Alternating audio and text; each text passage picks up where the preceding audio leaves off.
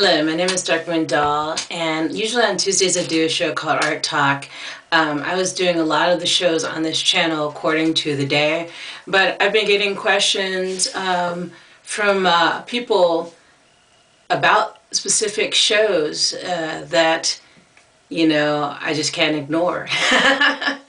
So, I guess the whole scheduling each show per day, exactly what show it's going to be each day, probably is not a great idea for this channel, but it was a way to start off. So today what I want to talk to you guys about on Art Talk and show you also is how to make, they're going to be cloth dreadlock beads, and the difference between these embroidered dreadlock beads that I'm making today is that they are, first what I'm going to do is draw the design on with Sharpie, and then I'm going to come in with needle and thread to make the design on each dreadlock bead. I'm only going to make one for this tutorial.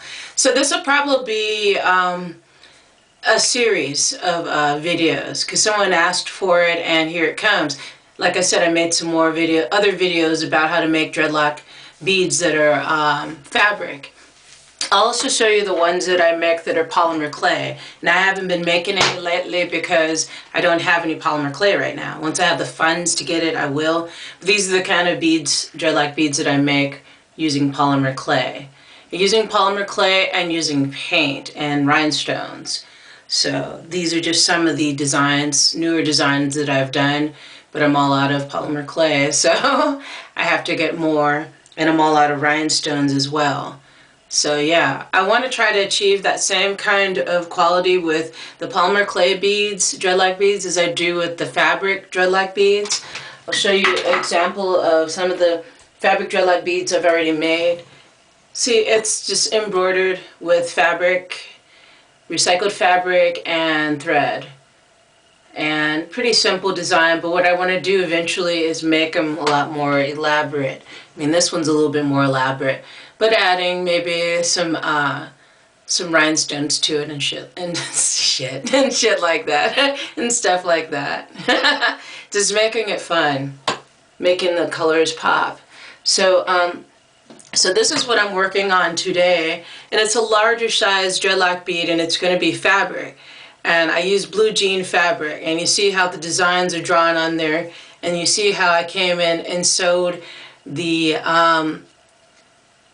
some color to form the design of a heart on this dreadlock bead. There was someone that asked me, how do I pick out the colors that I use? Can you show me how you decide what type of fabrics you're going to use? It's all very intuitive. Blue jean fabric, I've been feeling that lately because it's very durable when it comes to making dreadlock beads. So what I did was I cut out a piece of dreadlock fabric. I cut out a piece of blue jean fabric, and so what I do is you can find what width you want your dreadlock bead to be. I just have a Sharpie, so I'm going to use it, and that may be the circumference of the hole. So what I do is I fold this over, this scrap of fabric over, until I have like a tube-like shape. So after I have this rectangular shape, what I do is I wrap the rectangular shape around the Sharpie. And I wrap it around as many times until I come to the end of the piece of fabric. Now if the piece of fabric's really thick at the end like this is, you can just cut it off so it'll be easier to sew together, because when you're done wrapping it around the Sharpie, you're going to want to sew it together. So, let's see, cut that tough part off. I'm going to have to roll that up again because it unraveled, so no big deal. Okay, so got it again. So I cut off that thick piece. So yeah, basically you just wrap the fabric. It doesn't even have to be this thick. You can make it thinner. But the thicker it is, the easier it is for me to embroider on too. I've noticed that just through trial and error. So yeah, you just roll it around. You can use a smaller thing to roll your fabric around. You could use a pencil if you want the hole smaller. You want a smaller bead for skinny dreads. Just figure out what circumference you want it to be. And voila, it'll be there. So what I'm going to do is I'm going to have to cut off a little bit more because it's still a little too thick for me, for my liking. So I'm going to cut off a little bit more. And this is going to be definitely more than just one video for this tutorial. So I don't know how many parts. I'm just winging it right now. So if this video ends while I'm talking, stay tuned for part 2. But I know I haven't done any tutorials on here for a long time.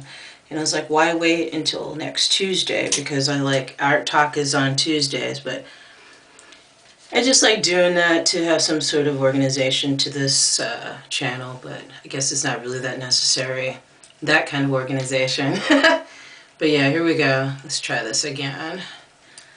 Still kind of thick, but that's okay.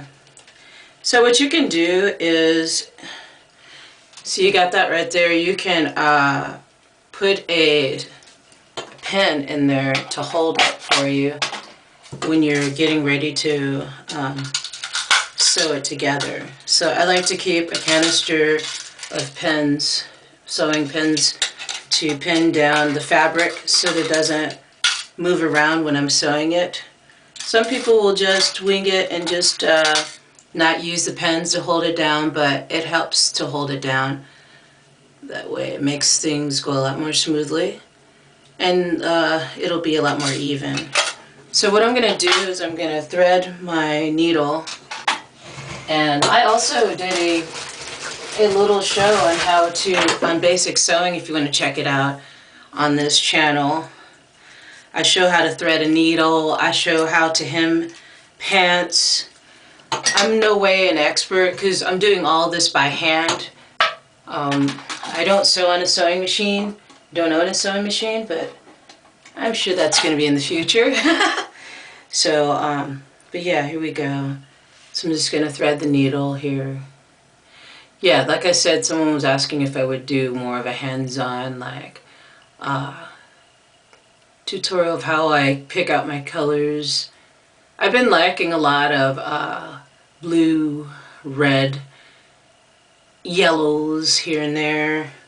I like a mixture of colors, but in the mood today that I have is like wanting yellow and blue right now. So those are the colors that I go for. And here we go.